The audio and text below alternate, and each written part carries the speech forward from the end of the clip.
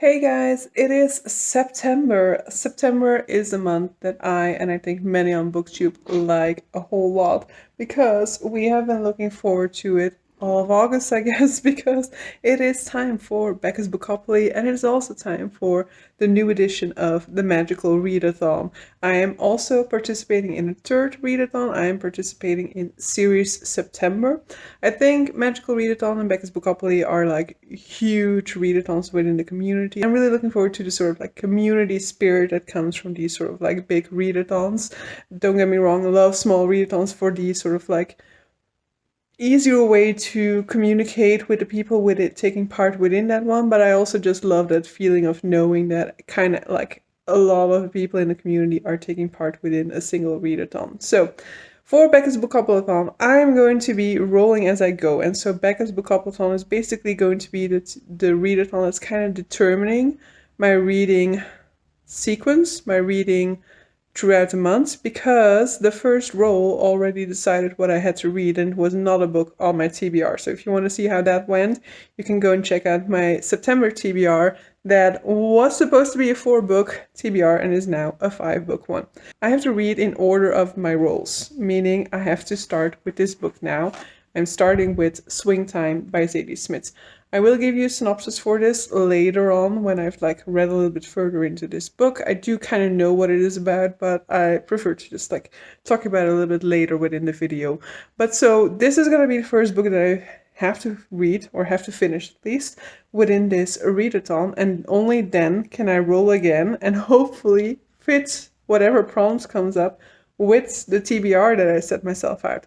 Luckily, I only have a 4-book TBR that I set myself, but if previous months are any indication of what my reading pace is going to be like throughout the month of September, it's also not like I've got a whole lot of time to spare, you know. I won't read so much more than those books neither, so I hope that I can get really quite creative with the prompts and fit those books in as well, because yeah, otherwise this month could go completely sideways when it comes to my set TBR. But so yeah, long intro, full of babbles for no particular reason, just to inform you guys that I am starting my first September read. This is going to be a 2-week vlog. I did a 2-week vlog somewhere in August and I really quite enjoyed having that much time because I'm reading a little bit less than I read in the first half of the year, for example. I enjoy having a little bit more books to talk about within my reading vlogs. So I do actually like doing them over 2 weeks, which is what I'm going to be doing with this vlog as well. So basically it'll be like first half of the month in this vlog, second half of the month in that one. And as I indicated, I will be rolling as I go to determine what my next read is going to be. Hey guys, it is Tuesday lunchtime and I thought I'd just like talk a little bit about the book now at this point in time.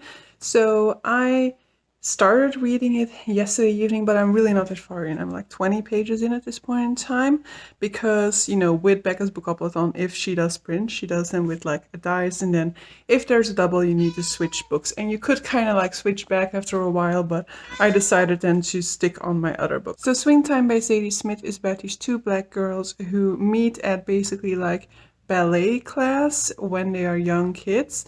And one of them has more talent than the other one, but the other one seems to just have more like determination. I don't know more about the story, but I have been intrigued to read a Zadie Smith for a very long time because it is a very well-known name within the literary scene. And, you know, I used to dance. Ballet definitely wasn't my favorite, but, you know, dance is dance. And so I hope that I'll be able to latch on to that a little bit because I used to dance myself.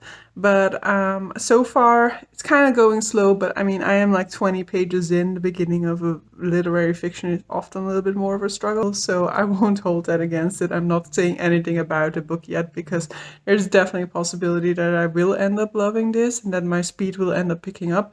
And even if my speed doesn't end up picking up, it's still possible that I end up loving this. But so yeah, I did go through it slower than I was hoping to yesterday evening. And then, as I said, like I did 2 sprints with this book, I think, and then I had to switch over because of Becca rolling a double during the reading sprint. So I didn't roll for Bookopoly yet because, you know, I'll keep my second roll for when I finish Swing Time, but I was already reading a book for months already now, and that is Les Miserables by Victor Hugo. I am now some 960 or so pages into the book at this point in time. We are still in the second to last part, which is the Saint-Denis part, in which basically the sort of insurrection is taking place. I am liking this part the least so far, but I have definitely been enjoying the book so far. So there are definitely parts in which, like, he takes his time. There's a whole lot of description in there, and sometimes, there's a whole lot of social commentary, but that lasts like pages upon pages, and I lose interest at those points in time. But when it comes to the actual story, to the progression of the story, the characters, and all of those things, I am very much intrigued. So I'm hoping to kind of get through this part throughout this week still, and then be able to dive into the final part, which is titled Jean Valjean, and I'm expecting for that part to be focused on the character arc a little bit more again. Workday is over and I have such a craving for buying a book, but I'm gonna be a good girl. I need to return some books to the library, and so I'll just do some library browsing instead.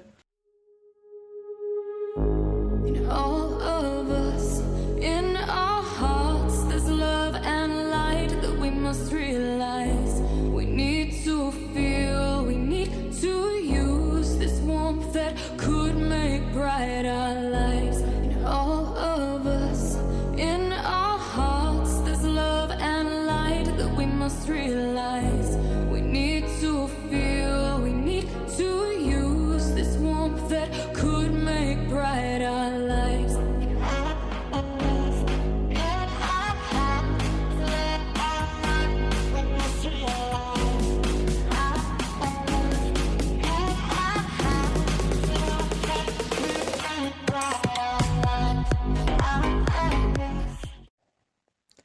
Hey guys, it is Saturday. I am like close to the midway point in swing time, so I thought I'd give you guys an update. So this story is told in like 2 timelines, so we're basically following them as little girls, and then we're following one of them. I don't even know if we know the name of our protagonist. She's always referring to her friend Tracy, but I don't think we know her name. But so, what's this? But so, it's told in 2 timelines, the timeline of them as young girls, and then the other one we're following our protagonist, who is this sort of assistant to a musician. And there isn't much of a story, so basically we're just... And there isn't much of a story, but regardless, I am really enjoying the writing. I think the writing is very engaging. It's got like... I wouldn't necessarily say that like the language is like beautiful or anything like that, but from time to time it really strikes me how well she manages to put into words certain things, or how well she chooses her words. It's not like it's a flowery writing or anything like that, so it's not beautiful prose in that sense of the word, but it is very well maintained language, and so I'm really enjoying it. I cannot really say why, to some extent, of course, because there is almost no plot, and it's also not like we're diving super deep into character or anything like that, but I just find that the writing is very engaging, that I'm really interested to continue reading from this perspective and see what ends up coming up. It's a lot about, the push and pull of friendship when you are young. So Tracy and her at times are like thick as thieves, and at other times they are growing apart, they're drifting apart.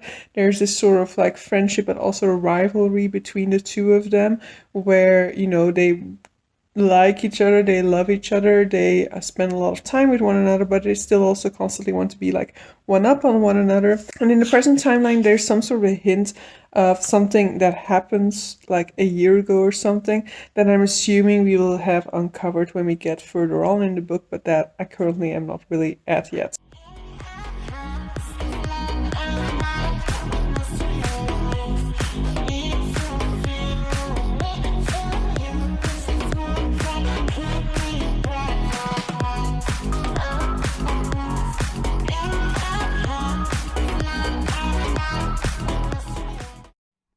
Alright guys, time to do the second rule, and I'm actually quite stressed. My mission is fitting in Les Miserables, The ideal prompt for that would be the history one over there, but I need to roll a 9 for that. I could maybe get away with like hyped or mood read for it, but we'll see what we need to do.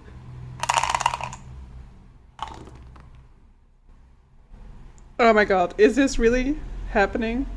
6, 7, 8, 9, yeah! So 1, 2, 3, 4, 5, 6, 7, 8, 9 would have been perfect if I would have like miscounted. But history, perfect. I can absolutely fit in Les Miserables for this now, which is perfect because I have cat, which is perfect because I have under 200 pages to go. So I just finished Swing Time and I like it. I liked it a lot. I just cannot recommend it because I don't know why I liked it. Like, I mean, I know I liked the writing and I was just really enjoying my read. But as I said, there's not really a story there. Or, you know, it's a story that unfurls at such a deeply layered level that it's almost imperceptible that there is one there until you get to the sort of like very end. And then it all ties beautifully together.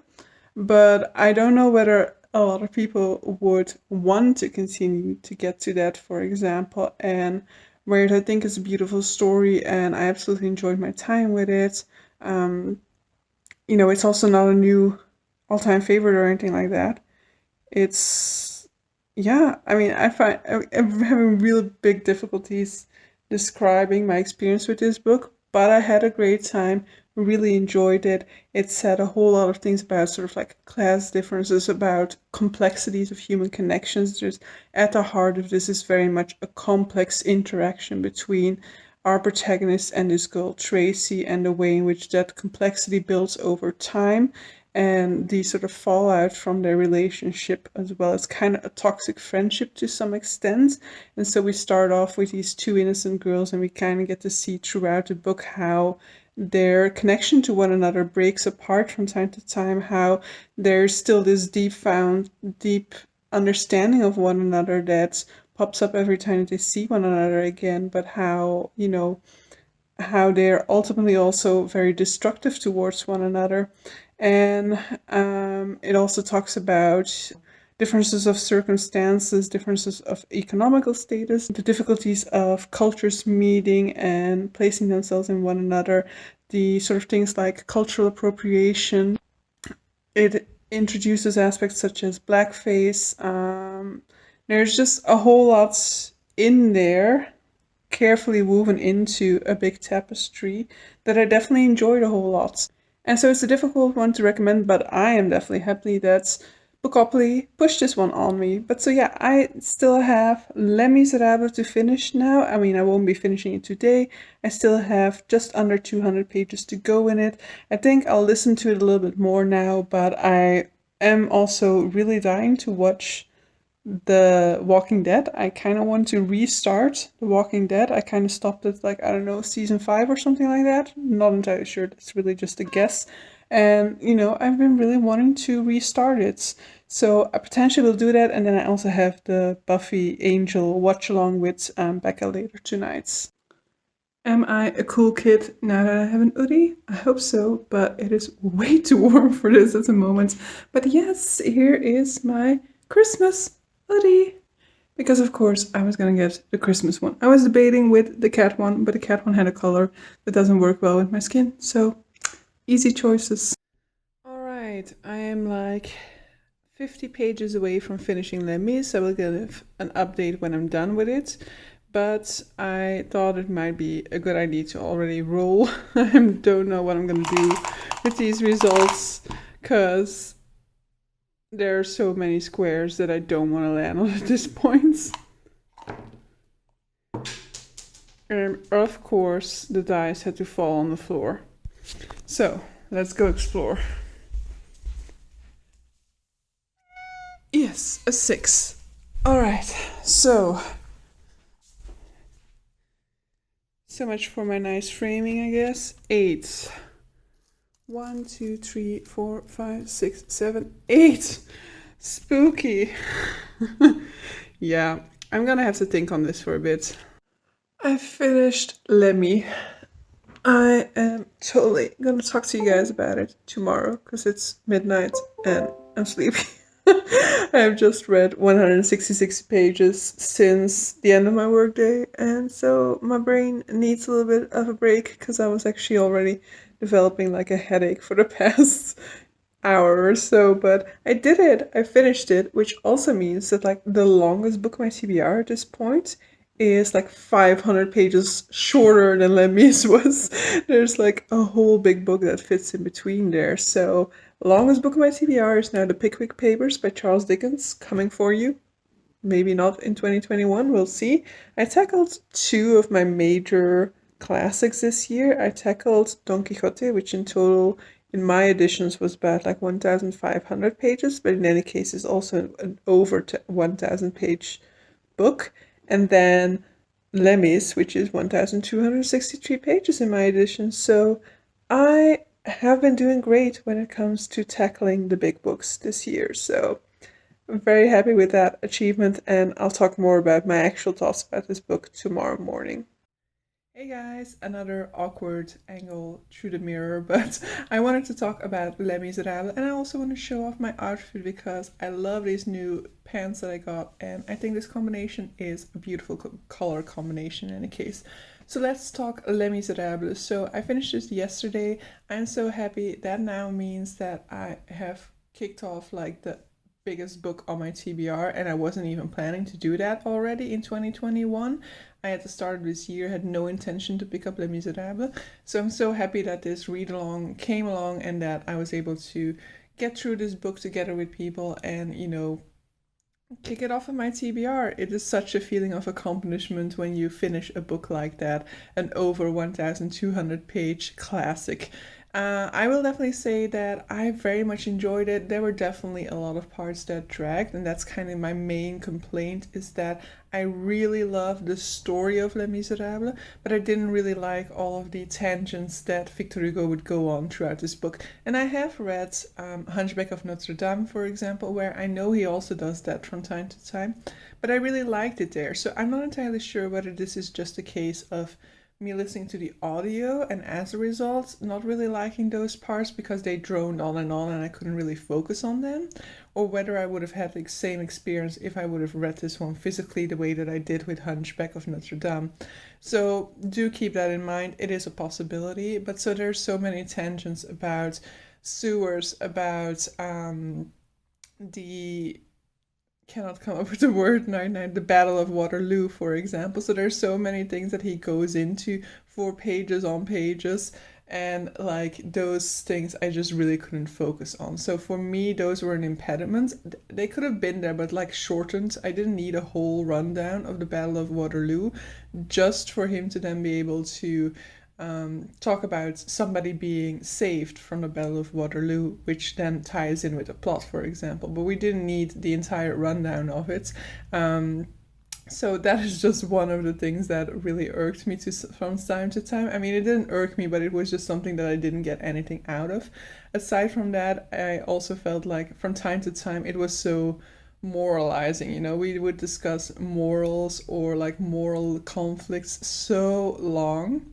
And I know that that is just more in style with the way writing was done at that point in time. I think a lot of literature from that time is tending to go down that line, tends to, really lay out the moral debate and really lay out the different aspects to the moral debate in order for the reader to fully understand all of the moral implications of the decision that the character needs to reach.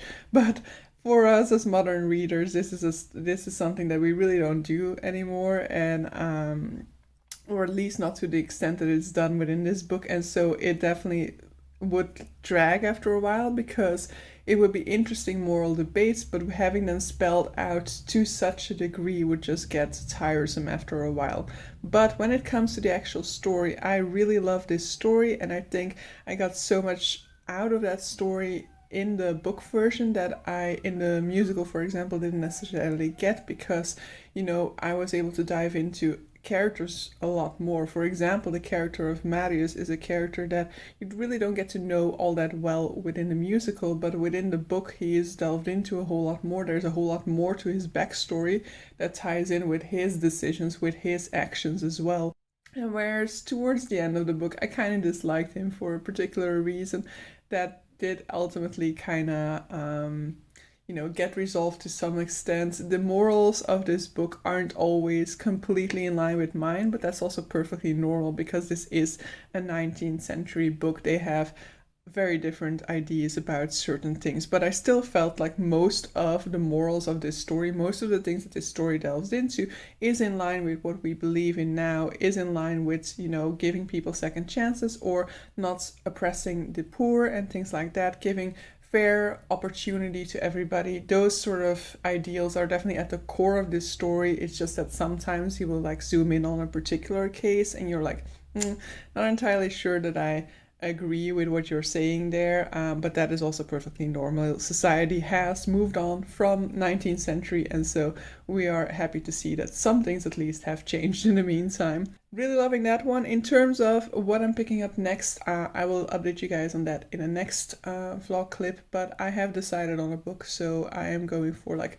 gothic vibes. I'm hoping this book has gothic vibes, but some people on Goodreads at least have marked it as such, so I'm gonna go with that as a positive for yes, it is gothic. Finally!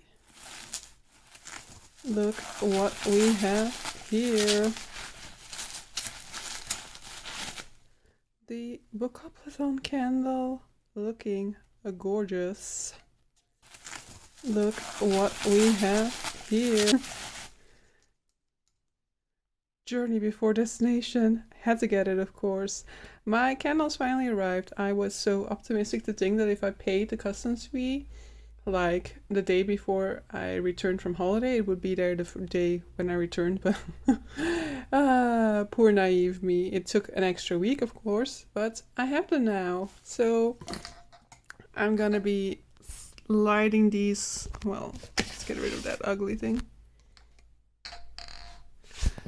So I'm gonna be lighting these later today. Hello guys, welcome to my kitchen. I am going to be being like a total like influenced person because I am going to see what all the influencers are talking about when they recommend matcha. So I bought some matcha. I also have this cute little matcha whisk. And so I'm going to be making myself some matcha. I think I'll just, for the remainder of this work week, so today, tomorrow, and Friday, we'll be making matcha to see if it has an impact on how well I'm able to focus. And then maybe continue on in the weekend as well when I'm reading. But so let's do this little experiment. I have never had matcha before. I think I had it in like combination with something else in a tea bag once. And I don't know what taste to expect, and so we'll have to see, because who knows, maybe this is like totally disgusting.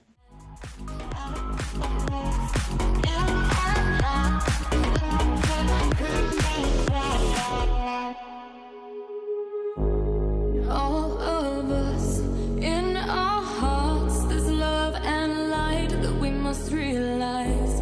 We need to feel, we need to use this warmth that could make bright our lives. And all of us, in our hearts, there's love and light that we must realize.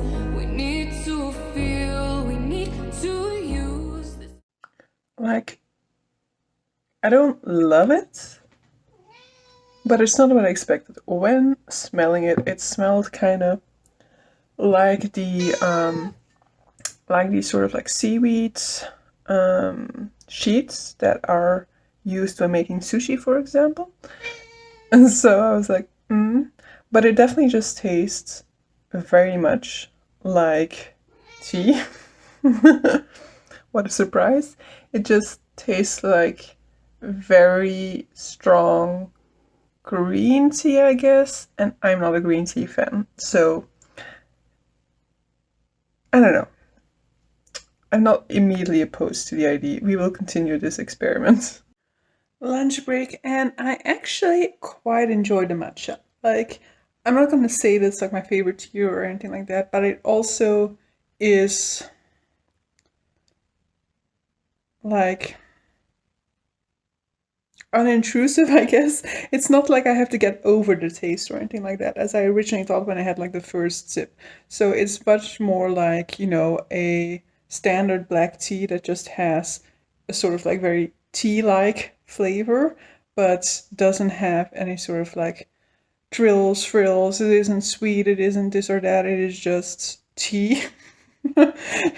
This is not really selling matcha, I guess. But so with matcha, I'm having the same sort of thing. The smell is kind of distracting at first, but like I've been downing most of the cup at this point in time, and you know, after a while, I didn't even notice it anymore. And you know, when I checked over to look at like how much I had left in my cup, I was like, oh, I'm almost done with it, which was kind of surprising me because I was kind of thinking after that first sip that I was gonna have to kind of force myself to finish the cup. So it is definitely quite enjoyable, but we'll have to see about the effects. It's supposed to be like the fact is that because matcha is basically sort of like ground tea leaves, basically that means that the entire tea leaf is being consumed, whereas with regular tea you are basically brewing a leaf, but you're not ingesting the leaf itself, for example.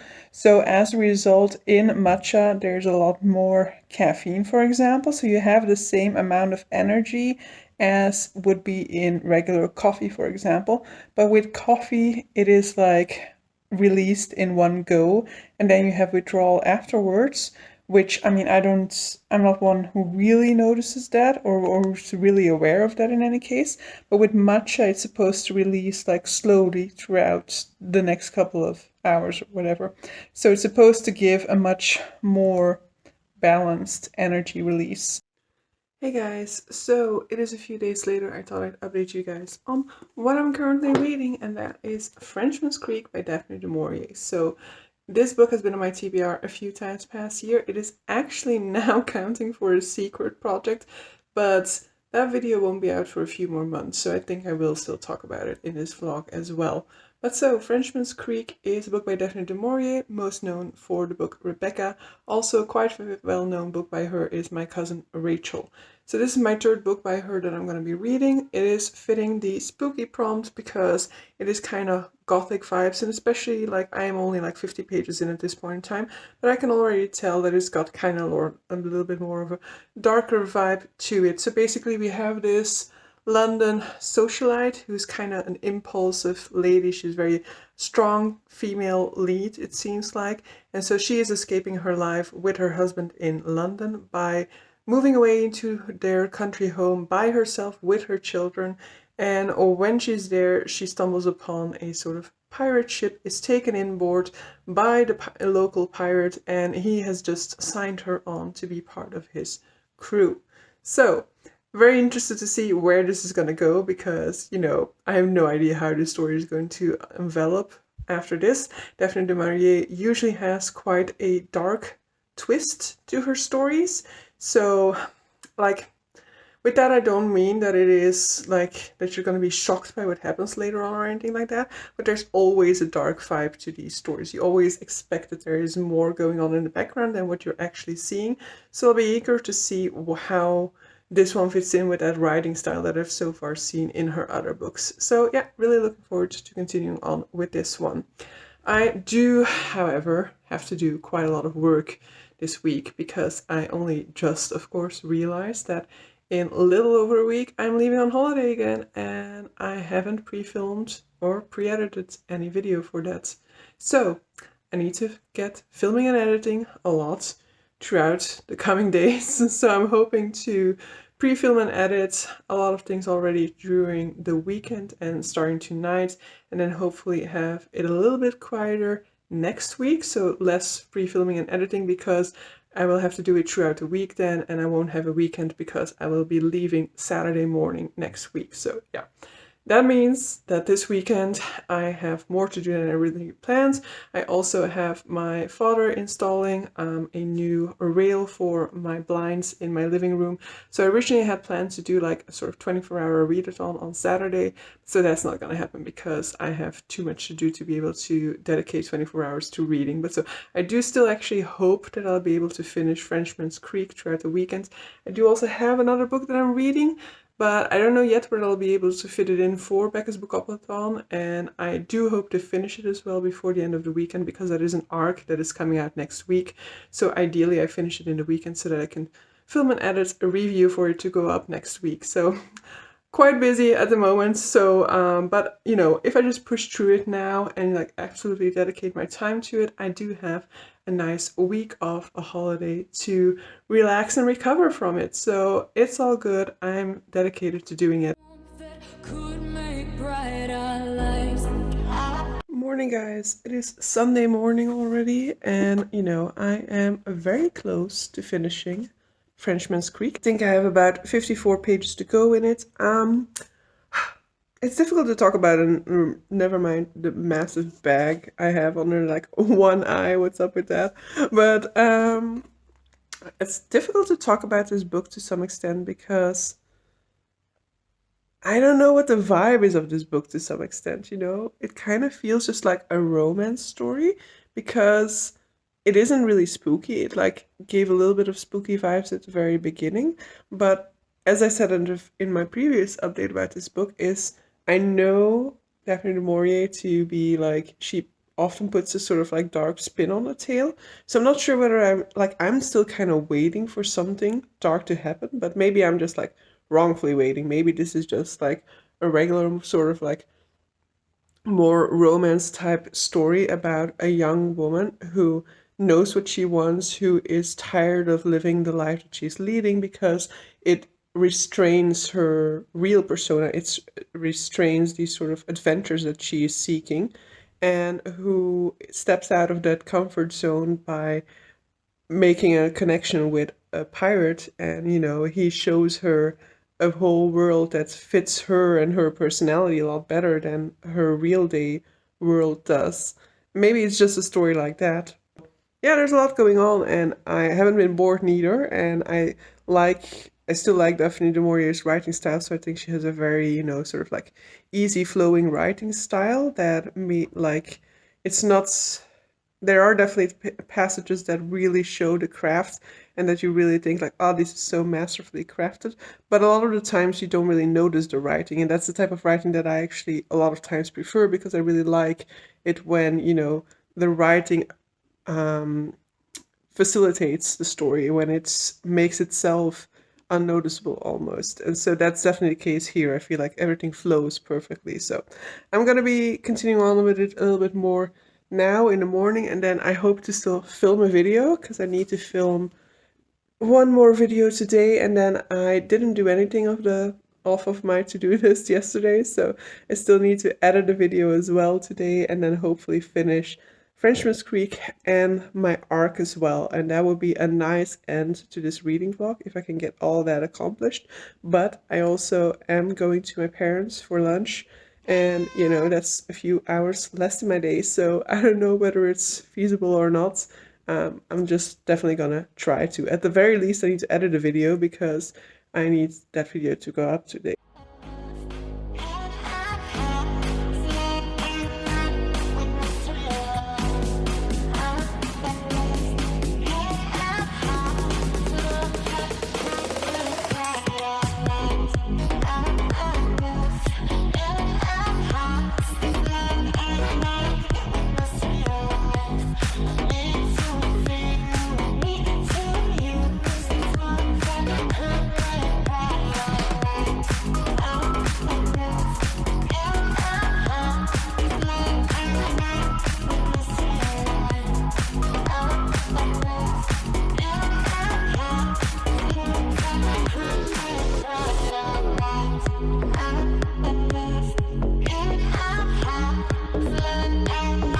Hey guys, morning. You can clearly tell that it is morning and that I'm still got my bad hair, but okay.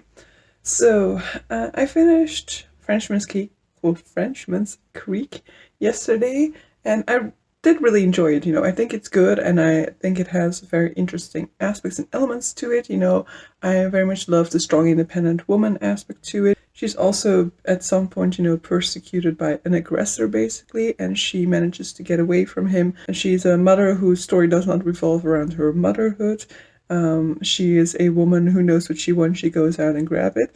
The few things that I kind of took me out of the story from time to time were sort of like the instances of not like other girls. But I do feel like a lot of times when she's using the not like other women rhetoric, it's mainly in opposition to what she thinks the other people in the conversation are thinking. So she thinks that the pirate, for example, is thinking that she's behaving like other women, and so she's kind of saying like, no, I want to do it, I'm not like other women, I want to try and do this, or why must I be like a woman and fail at all of these things and be so clumsy about this or that. But I kind of feel like it's very clear that her opinion about women and about her not wanting to be like other women is because of the way that she thinks men will look at her, the way that she thinks men will judge her, based off of the stereotypes that exist around women. So I think it's an interesting angle, and I think it's interesting to see how she never really compares herself to women, and she isn't in a conversation with men at that point in time. So I really enjoyed it, but it's also not like, it's not a huge surprising read, or it's not like an amazing earth-shattering read or anything like that. I did definitely enjoy Rebecca and My Cousin Rachel more, just because they have a little bit more of that dark side. This story basically is just sort of like an escapist read about escapism, as I saw it described somewhere on Goodreads, and I think that really fits the bill. And so I did definitely enjoy it, and I love the sort of tension built throughout the story, and the way in which, I didn't really know what to expect from this book neither, because, if this was a typical romance author, for example, I could have kind of seen where this was going, but because of it being Daphne du Maurier and because of my previous experience with her books, I didn't really know where she would take this particular book, for example, and I ultimately really enjoyed it, but that's just what it's going to stick at. It's an enjoyable read that I thought was really solid, very well done. Would definitely recommend people to check it out if they're interested in reading more of Daphne du Maurier's work. And so it's solidly on the plus column in terms of my experience with this book, but it's also not one that I'll be like thinking about for a long time after having finished it now. But so that means that during the first half of Becca's Bookathon, I have finished 3 books. I finished Swing Time by Zadie Smith, Les Miserables by Victor Hugo, and Frenchman's Creek by Daphne du Maurier. I'm still reading an arc, but I didn't manage to finish it yesterday, so at that point in time, I was about 40% into it. At this point in time, I am like a little over halfway through it, so I'll be finishing it this week.